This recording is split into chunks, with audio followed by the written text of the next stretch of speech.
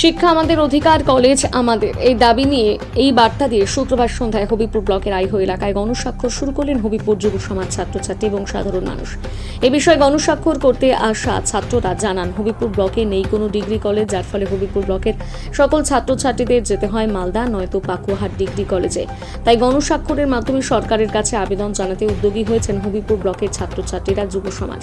তারই অঙ্গ হিসেবে দেখা গেল হবিপুর ব্লকের আইহো এলাকায় শুক্রবার সন্ধ্যায় ছাত্রছাত্রীকে সাধারণ মানুষের গণস্বাক্ষর নিতে। এটা কোনো সংগঠিত নয়, এটা ছাত্রছাত্রীরা ডিগ্রি কলেজের দাবি রেখেছে নতুন সরকারের কাছে।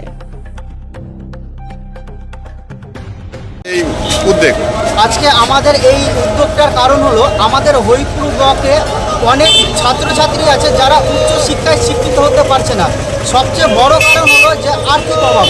অনেক পরিবার আছে তার ছেলে মেয়েকে কলেজে পাঠাতে পারছে না, কেননা আমাদের হরিপুর ব্লক থেকে যতগুলো কলেজ আছে হয় 20 কিলোমিটার দূরে বা 25 কিলোমিটার দূরে, যেই কারণে আর্থিক অভাবে ছেলে মেয়েদের এইচএসের পরে আর কলেজে পাঠাতে পারছে না।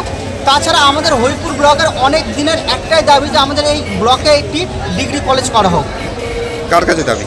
এটা আমাদের রাজ্য সরকার, পশ্চিমবঙ্গ রাজ্য সরকারের কাছে আমাদের দাবি এবং আবেদন, এটা যে আমাদের এই হরিপুর ব্লকে একটি ডিগ্রি কলেজ করা হোক এবং হরিপুর ব্লকের যুব সমাজের দিকে একটু রাজ্য সরকার একটু তাকাবে।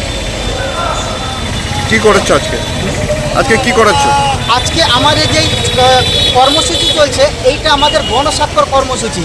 আমরা হরিপুর ব্লকের প্রত্যেকটা গ্রামে গ্রামে গিয়ে আমাদের এই কর্মসূচি পালন করছি এবং সমস্ত গ্রামের সমস্ত মানুষের কাছ থেকে আমরা স্বাক্ষর নিয়ে এই স্বাক্ষর আবেদন সহ আমরা রাজ্য সরকারের কাছে পৌঁছে দেব।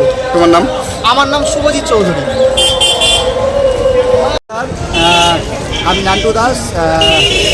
আমাদের যে কিছুক্ষণ আগে হরিপুরে যে কলেজের আবেদন জানা হলো, আমরা সই করলাম। আমরা চাই আমাদের হরিপুরে একটি কলেজ হোক এবং হরিপুরের মধ্যে একটা আইহো গ্রাম আছে, সেই আইহো গ্রামে একটি স্বাস্থ্যকেন্দ্র ছিল, বহুদিন ধরে সেই স্বাস্থ্যকেন্দ্র বন্ধ আছে।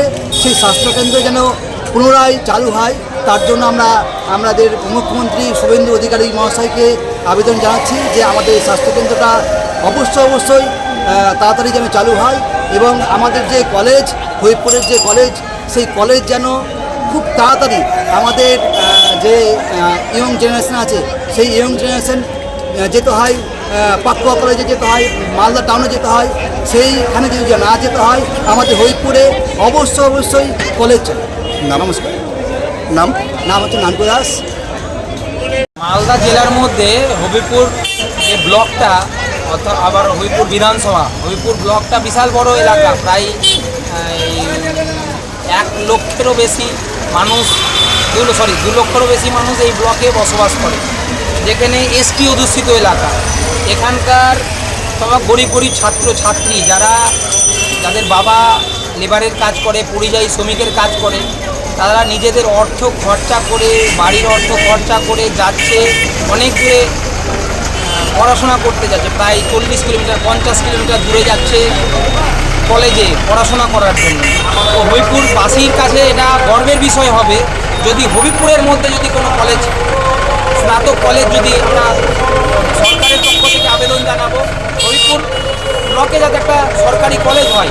এই হবিপুর ব্লকে সরকারি কলেজ হলে শুধুমাত্র হবিপুরবাসীরা একটা নতুন একটা সূর্য উদয় পাবে, যেখানে নিজেদের অধিকার, নিজেদের এতদিনের যে পরিশ্রম, যে আমাদের প্রজন্মতে চলে গেল, যে নতুন যে প্রজন্ম আসছে সেই প্রজন্মটা খুশি হবে।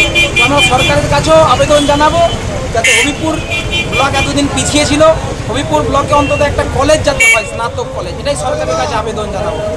আপনার নাম? আমার নাম তারাশঙ্কর রায়, আমি বর্তমানে মালদা জেলা পরিষদের সদস্য। আর আমি এটা লিখিতভাবে আমাদের যে সিএম রয়েছে, আমাদের সম্মানীয় শুভেন্দু অধিকারী মহাশয়, ওনার কাছেও আমরা এই প্রপোজালটা দিব আমাদের পক্ষ থেকে। ধন্যবাদ।